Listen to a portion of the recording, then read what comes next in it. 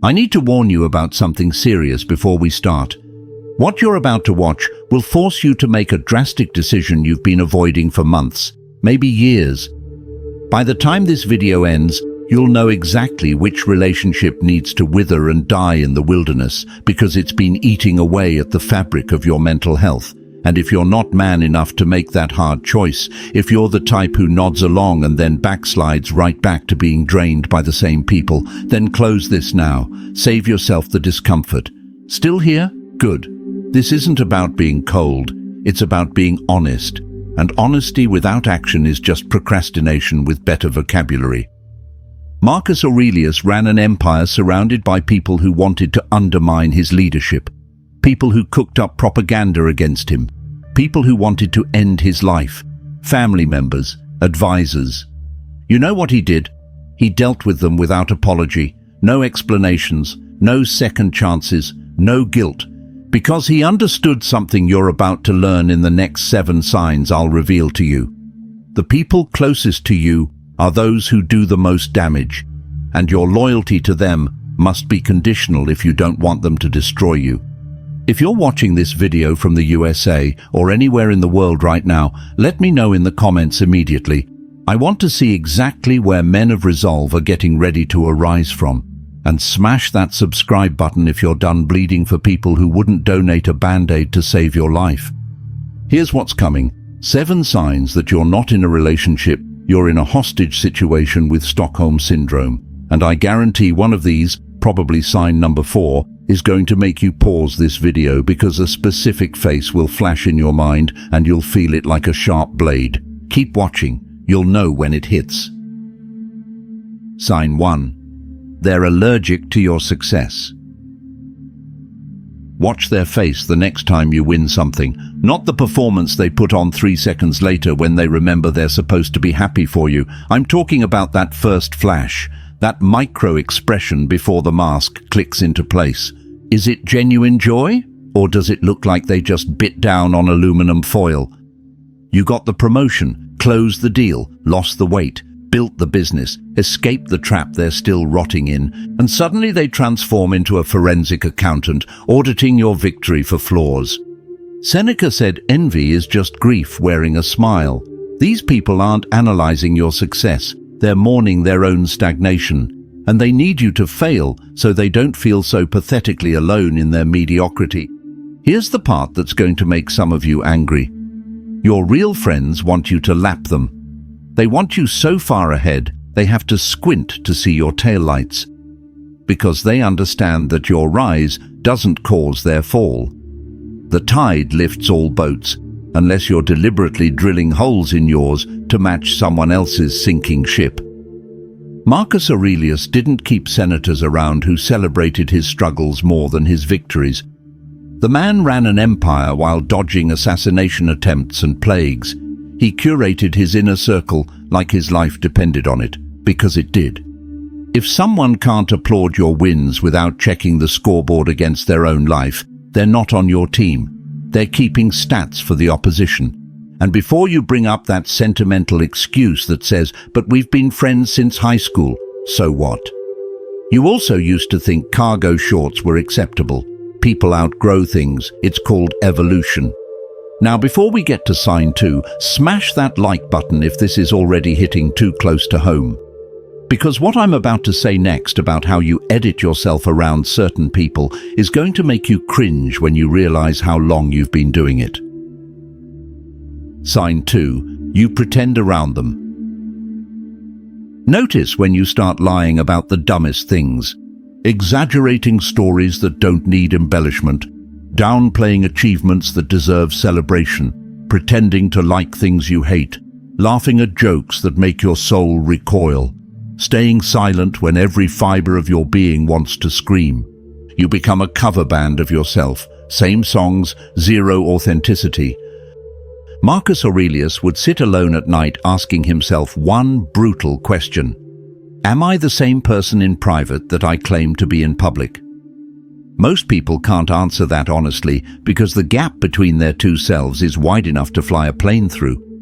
And here's what really twists the knife. You won't notice it happening. It's incremental, subtle, Death by 1,000 compromises. First, you stop mentioning your goals because they make people uncomfortable.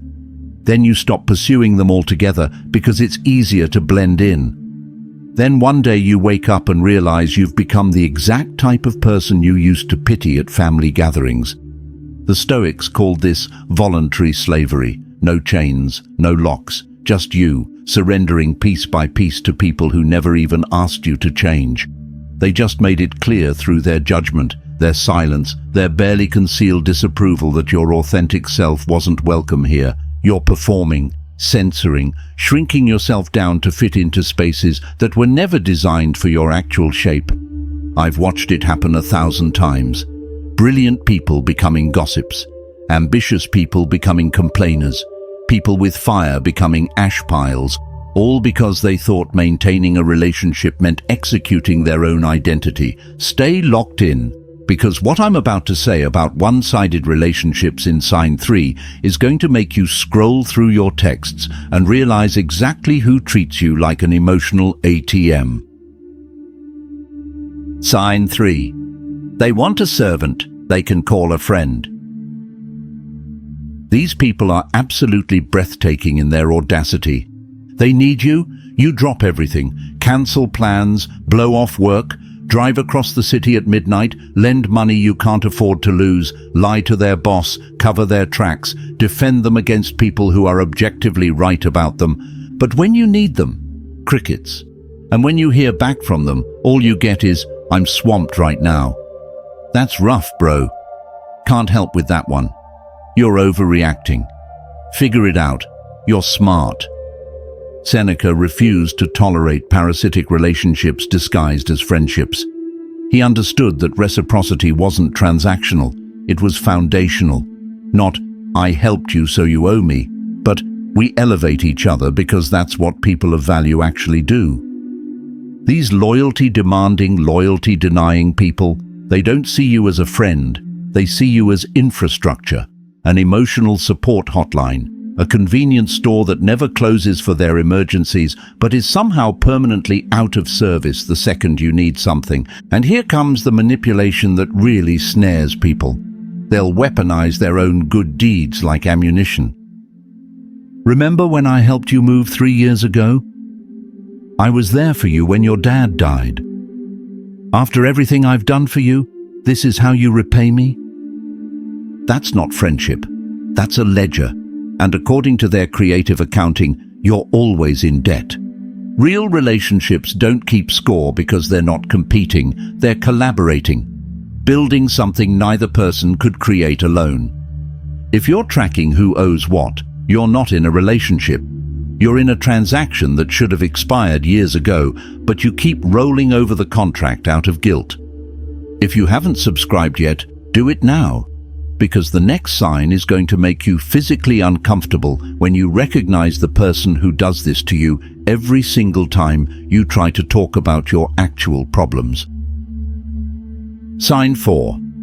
Every conversation is a hostage negotiation where you always lose.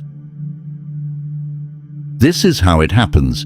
You start talking about your actual problem, your legitimate crisis, the thing that's genuinely destroying you right now.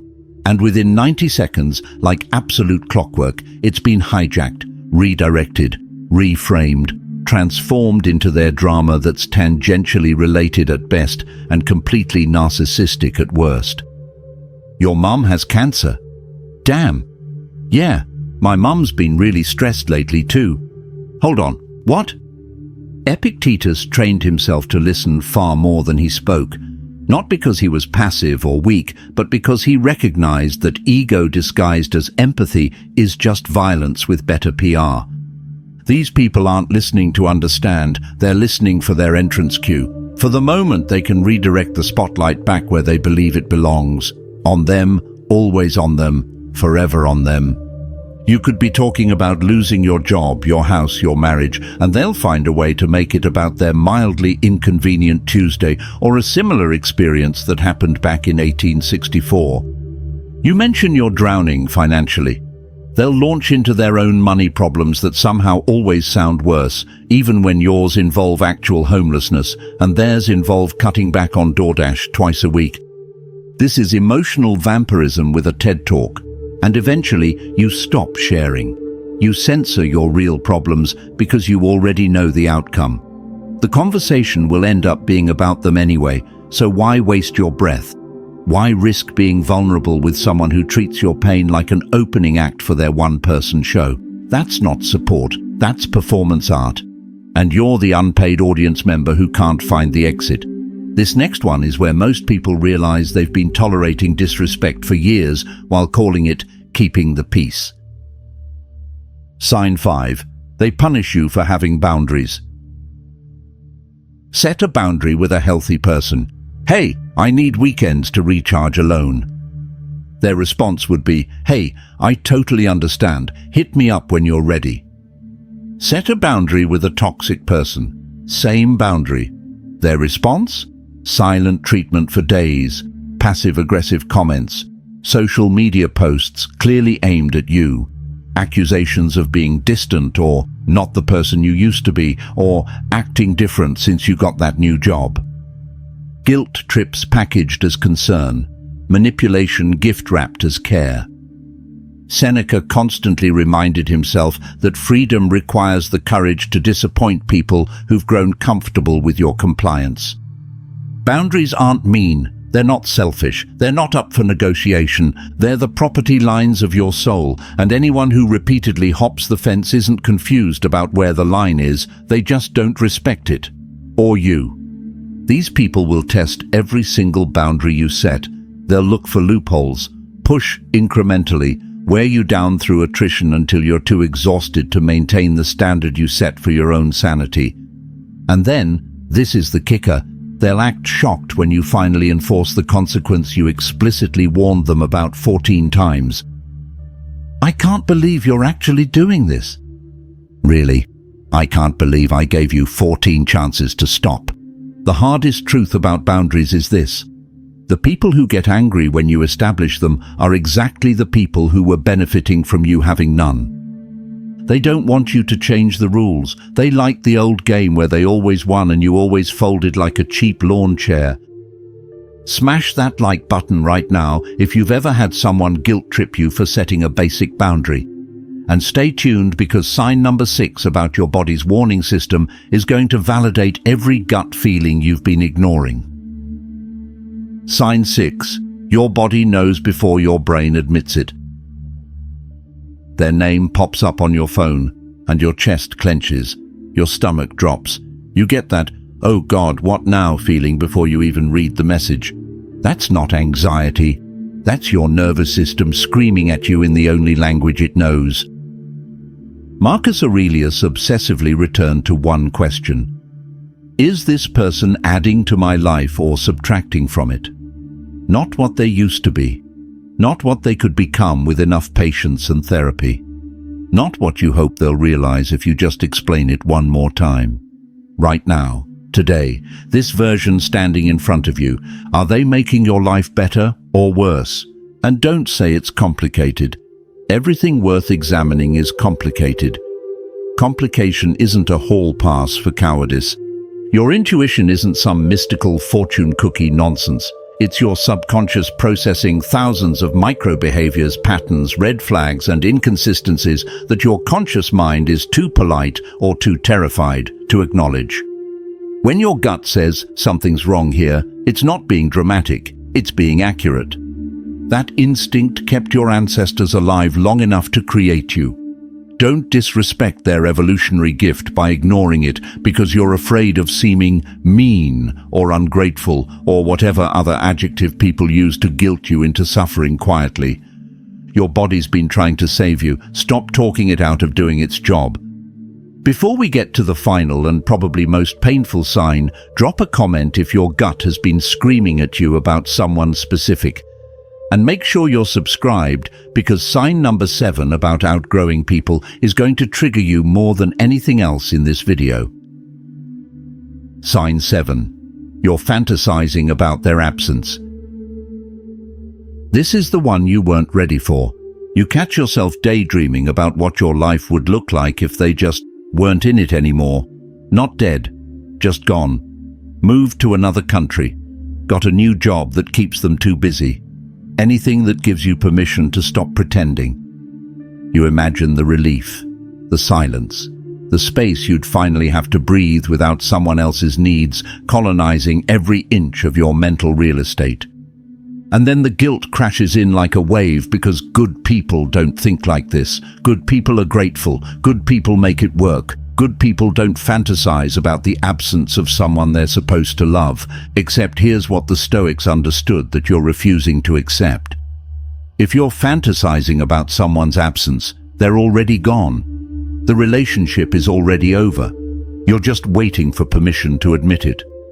Marcus Aurelius wrote in his private journal about people in his own circle, people he had to interact with daily, and he was brutally honest about their impact on him. He didn't dress it up. He didn't make excuses.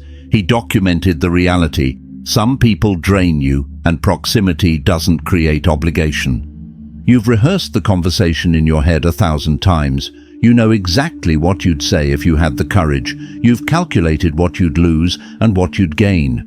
You've weighed it all out during sleepless nights when their latest offense is replaying on a loop, but you're still here, still showing up, still pretending, still performing the role of someone who wants this relationship to continue.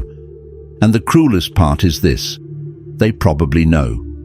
On some level, they can feel your withdrawal, your emotional unavailability, the way you've started responding instead of engaging, the way you've built an entire fortress around yourself just to survive their presence, but neither of you will say it out loud because that would make it real.